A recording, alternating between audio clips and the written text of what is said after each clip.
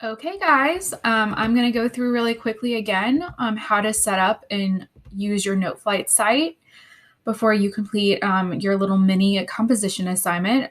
So you all should be signed up at this point. If you have not signed up, you're going to click the sign up for free, and you're going to sign up with Google using your LCPS ID email. Okay, so the first thing to do is to do that if you've not already done so. So if you've already signed up, you're just going to sign in.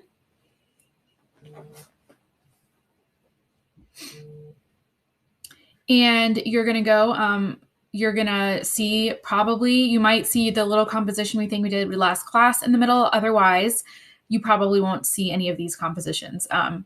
But what we're going to do is go to create. So click create. I'm not going to click, actually, I will click create. Hopefully it'll let me.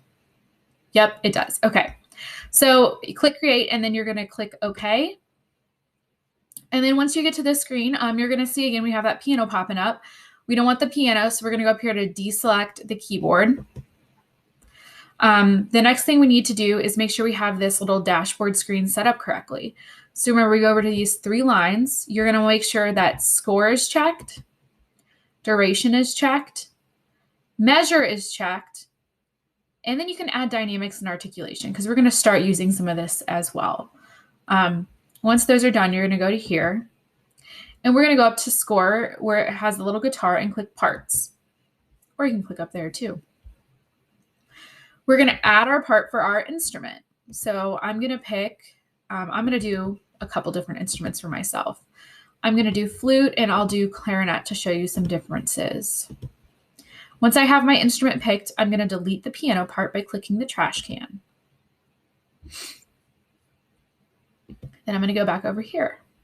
So remember, the next thing we need to do is pick a key signature. So we're going to go up here to where we see the key signature under measure and change it. We're going to change it to the key of B flat. Okay? B flat. Now, if you think about your key signature in the key of concert B flat when we play that scale, that's what your key signature should have right now. So flutes, low brass, oboes should have B and E flat. Clarinets and trumpets should have nothing. Saxes should have an F sharp, and horn should have 1 flat, and that is B flat. So if you play clarinet or another instrument that's any other instrument besides flobos and low brass, you're going to see that your key signature is probably not lining up to what it is when you play that scale. That's because we have this show and concert pitch button on. We are going to deselect that. So you see this little tuning fork up here? It looks like a fork, but it's called a tuning fork. You're going to deselect that. And once I do that, my key signature should be correct for my scale. So as you can see, that is set up correctly.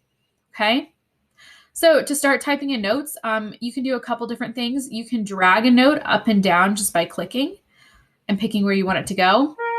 Or you can use your keypad, your keyboard to type a note name. So let's say I want to go to C. You can change how long the note is by going up here. You can make it an 1/8 note, a quarter note, a half note, even a whole note, which is not going to let me do because that would be a whole measure long. Okay, so you choose how long you want it. Do not use any of these complex ones, 16th, 32nd, and 64th, because we have not gone over those.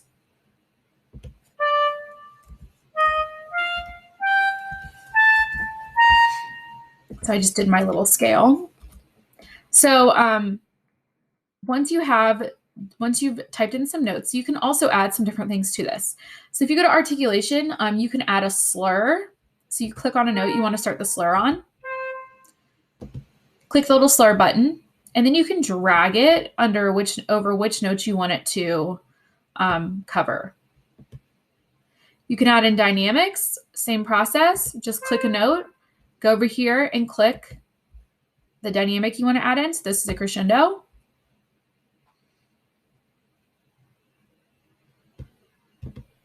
So there are a bunch of different things you can play with. I encourage you to look through and try some of